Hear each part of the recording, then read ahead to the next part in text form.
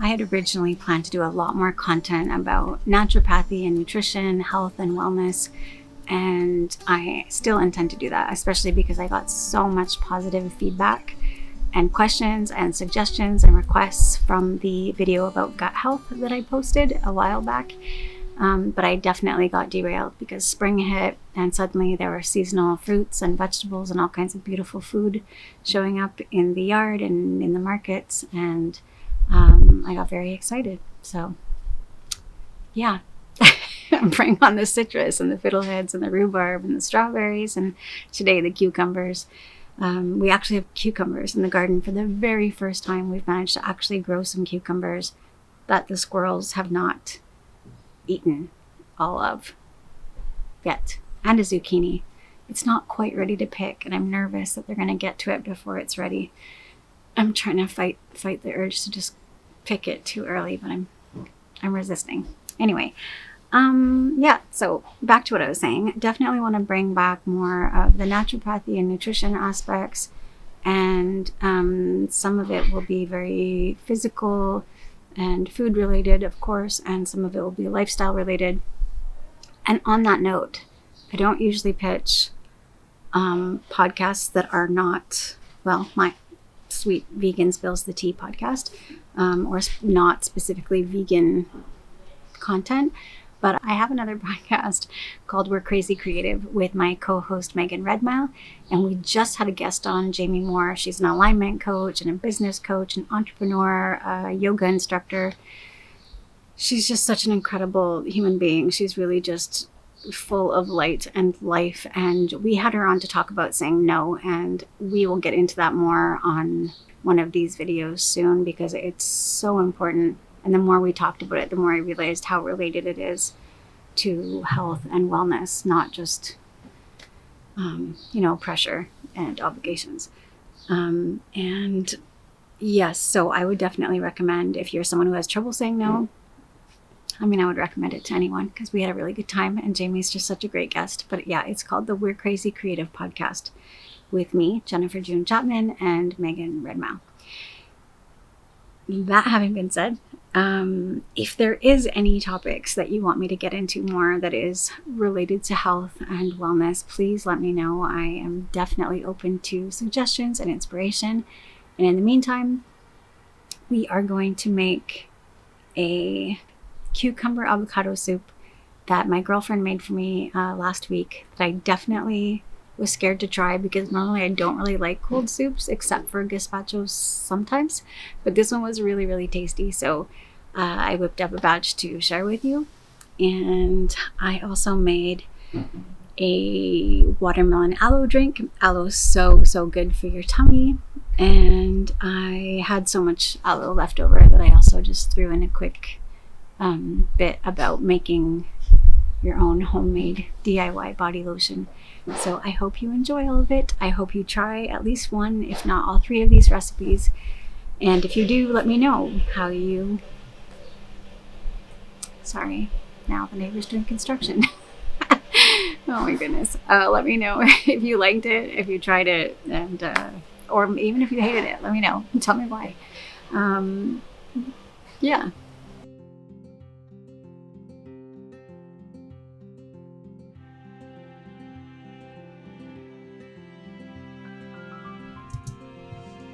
We're pretty lucky here in Montreal because it's pretty easy to find aloe leaves. You can buy them in most of the grocery stores. And I always buy too much because I just find it so beautiful, so striking to look at. I get really excited and tell myself I'm going to look up a ton of recipes, and then I don't. I only know this one for watermelon aloe juice. I don't know how to pronounce it properly in Spanish. I think it's something like Jugo de Sandia y Sabila, maybe, or Sabila. But it means aloe watermelon juice, basically. And it just calls for about 1/3 of a cup of the aloe gel. So I'm always left with a ton afterwards, and I use a little bit for making lotions and topical things, which I'll show you near the end of this video. But I just found out that you can actually cut up the leaves and store them in the freezer, and they'll actually keep for quite a while. So that is handy. I had my girlfriend look it up actually because she likes to freeze everything, and I always make fun of her, but it turns out to be pretty useful, useful information.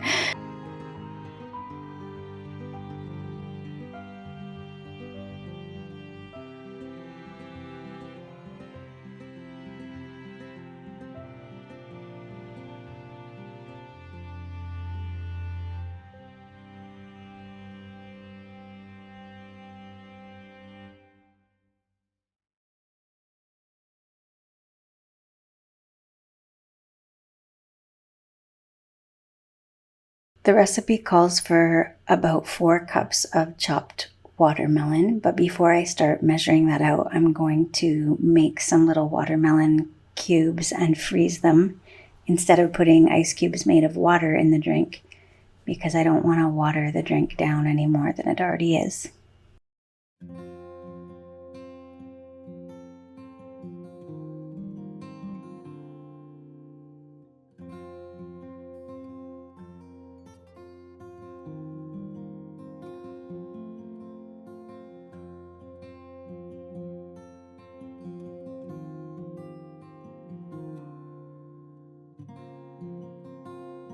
This is all going to go in a blender or food processor, so you don't have to cut the watermelon very small.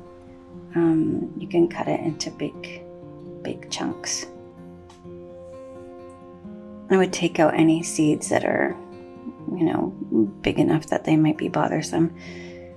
This watermelon had just a few black seeds and mostly just a handful of tiny little soft yellow seeds. I didn't worry about them too much.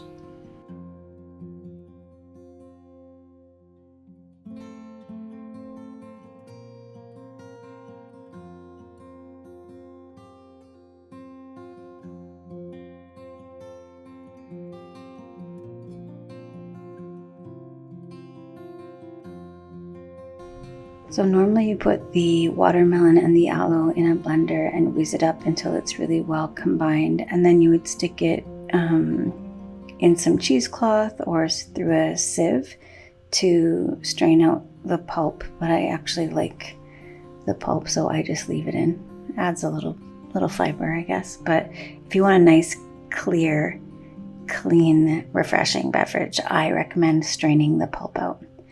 So, I don't know, do as I say, not as I do.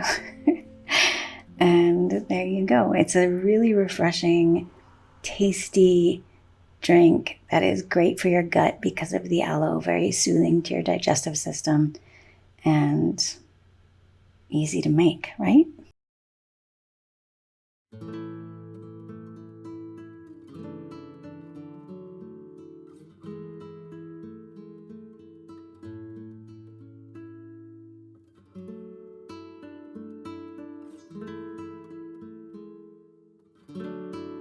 This cucumber avocado soup, my girlfriend actually made it for me last week, and I was scared to drink it, I'll be honest, because I don't usually like cold soups. I think I mentioned that in the intro, but her soup was actually really, really good. It was better than mine, and I'm going to tell you why. Because when I made it here, I left the skins and the seeds on because they don't usually bother me, and I know some people feel that they're bothersome to their digestion and they take them out, but I only took out a little bit of the seeds. I left most of them, and I also left the skin on, and then I realized later that that was probably not the smartest idea, because her soup was not only smoother than mine, it also was not bitter like mine. So the skin actually made my soup a bit bitter.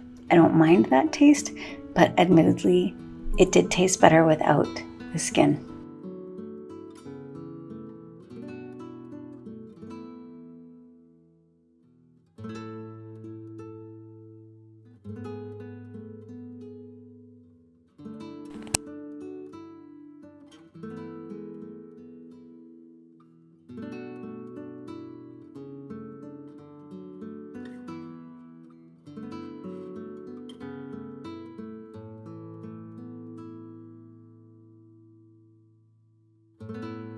So this recipe called for a few cups of cucumber, as well as it called for 2 green onions, I think, but I put in more because mine are really quite skinny. They're tiny.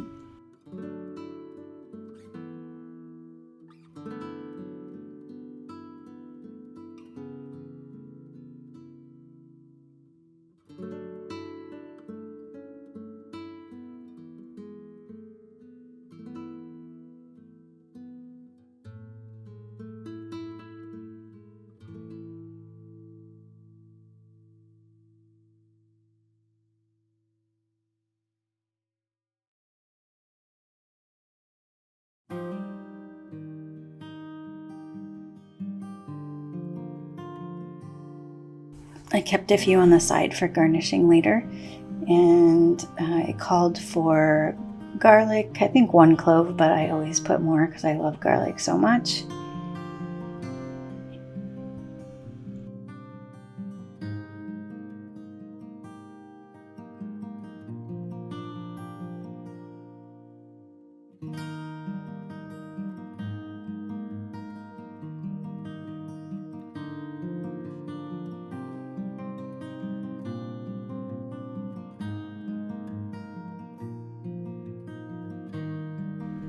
It also called for basil, which I still have some of left in the garden, although we seem to have a snail infestation, and the snails in our garden right now really seem to love basil for some reason. It seems to be their favorite plant at the moment. The basil and the bergamot. I don't know why. They're really into it. Anyways, it also calls for half an avocado. And with the other half of the avocado, I'm just going to slice it and put some lemon juice on it to keep it from going too brown, and save that for a garnish as well.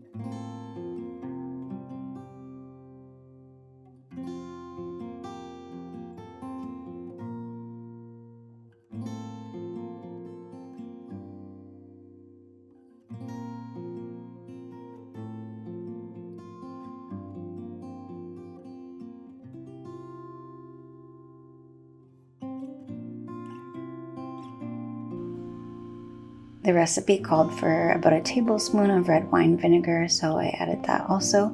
And then I threw the soup in a blender and I whizzed it for about a minute, I think, until it was really, really smooth. And that is it. So easy, so quick, so easy, and really, really tasty if you take the skins off. No, it was really good. Mine was good too. It was just a bit bitter. So if you don't like bitter foods, definitely take the skin off before you blend it.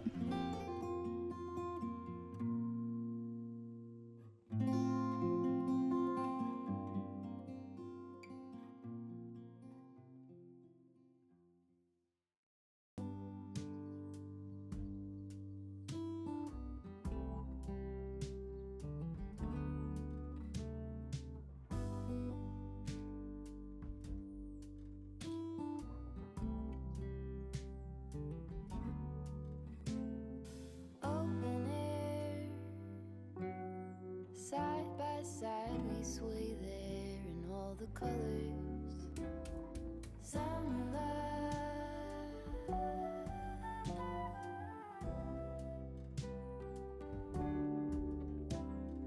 lonesome dove folded on the lawn chair in all the colors. Summer love.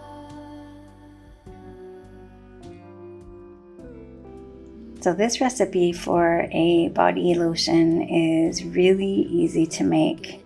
Nowhere fast when the garden won't stop giving back. Honeysuckle, fresh cut grass. I could really use some stuff like that.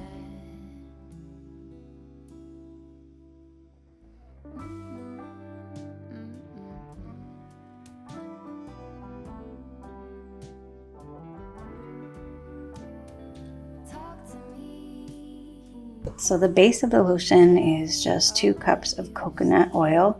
I didn't need to melt it in a bain-marie because it's so hot here right now that the coconut oil was practically completely melted already anyway. So yeah, 2/3 of a cup of coconut oil, 1/3 of a cup of aloe gel. I added some essential oils to make it smell nice, but because it's summer, I tried to keep them light and fresh smelling. So I really love pink grapefruit and palmarosa, so I added the 2. I added more grapefruit than palmarosa because the grapefruit has a milder smell. And then, as per the recommendations of my daughter, who makes a lot of natural products, she has a soap company called Because. You can check that out at because.ca if you like. She reminded me to add some vitamin E to the mix for as a stabilizer, basically. So I did that. I still am keeping it in the fridge, and it will only last probably a few weeks. So I just made a small batch of it. Thank you so much for taking the time to watch this video. It means so much to me. It really truly does. And if you are a Patreon subscriber, thank you for contributing to this and helping to make it possible. I am a naturopath and a nutritionist, as you know, and if you would like to work one-on-one with me, there is a booking link in the description below. I thank you again, all of you, so very much. I will be back next week, and in the meantime, take really good care of yourselves. Bye. A little bit of sun.